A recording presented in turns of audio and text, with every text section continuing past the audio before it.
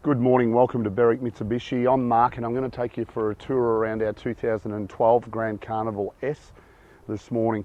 Starting off at the front of the car, notice the distinctive chrome grille. We do have factory fog lights.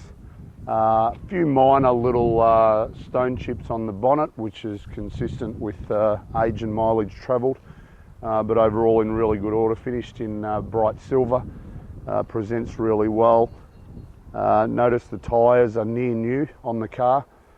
We do have our indicators in our exterior mirrors, and overall the Juco presents really well. A few minor little cosmetic blemishes, which I will point out, a minor little mark there and just a very small one on the right hand rear door, but overall presents really well. Coming down around the rear of the car, we get to the tailgate. Is fitted with the black scuff plate on the top of the rear bumper, so it does protect the rear bar.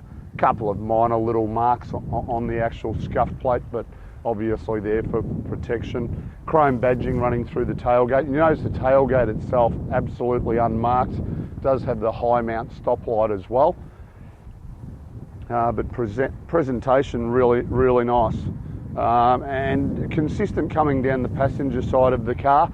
Once again, a couple of minor blemishes on this rear door, but these will definitely polish out. Probably should have already been done, but something that we'll attend to prior to this car going to its new owner, which potentially could be you watching the video.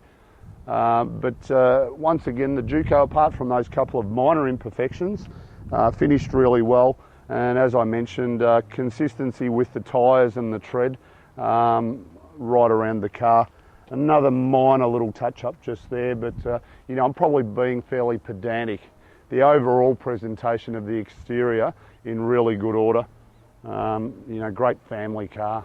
So as far as a people mover goes, this car, powered by a 3.5 litre V6 motor, it's got the capacity to get the family around, and you know, it's got the power that you need as well. 202 kilowatts of power, 336 newton meters of torque, so it's certainly got the performance there.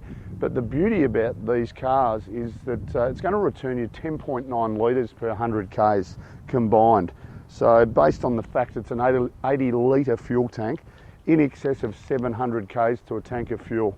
So it's going to do everything you need it to, but at the same time deliver you the economy that you want. So back around to the rear of the Carnival now. Just a simple matter of releasing the tailgate by the lid. Excuse that noisy car driving past. What we've done here in the third row, we've actually dropped one of the seats down into the storage position. So it gives you a really good idea of how much additional storage space you've got if you're not facilitating the third row seats. Even when they're up in position, look at the amount of storage area. One of the true people movers that gives you the flexibility. You know, the family are going on holiday, stacks of room to store everything. A few things to take note of, just our little storage compartment for all of our tools there. Also the passengers in the rear.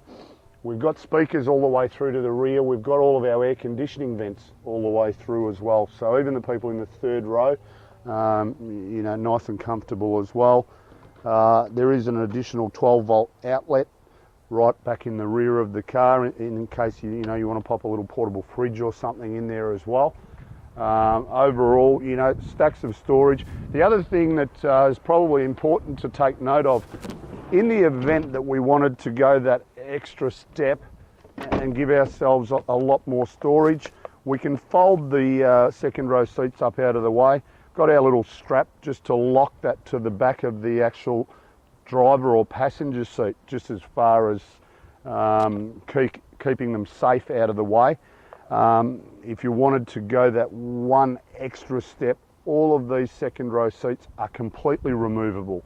So if we need to just take them out of the car in the event that we wanted to just utilise the whole cargo area, you've got that option as well. Simple matter of just locking it back into place there, as you can see, and we can alter the positioning of these second row seats. So, you know, if you're going on a really long trip and the second row passengers, you know, actually want to have a bit of a snooze, you know, I can set myself up where I'm nice and comfy. Yeah, I could have a snooze now actually.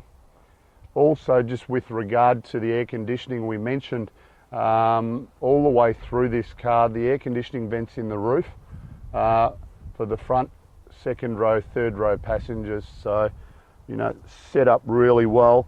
Also, important to note, which we don't touch on sometimes when we do the videos of the Carnivals, you've got your controls for your windows, for your second row passengers, just on the pillars on both sides. So they can control the airflow coming into the car as well. So now we're inside the Carnival, and we'll run through the features of the car. Starting on the driver's armrest, all of our power window switches, a manual button to lock and unlock the doors. Directly above that, our controls for our exterior mirrors. And if we can scan down lower into the actual door trim, just a release for our petrol can as well. Petrol can, that's funny. How about our that's gross. To fill our fuel tank. Good work, Mark.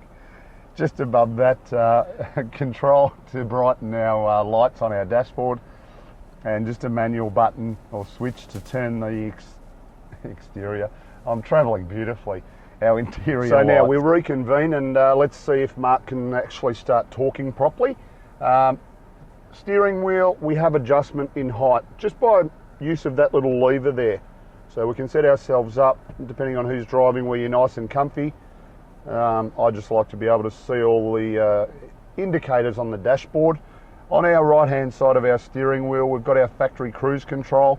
You notice, probably a little bit hard to see, there is a master switch at the back just to turn it on and off. And then our controls for our audio here as well. Bluetooth buttons just behind that.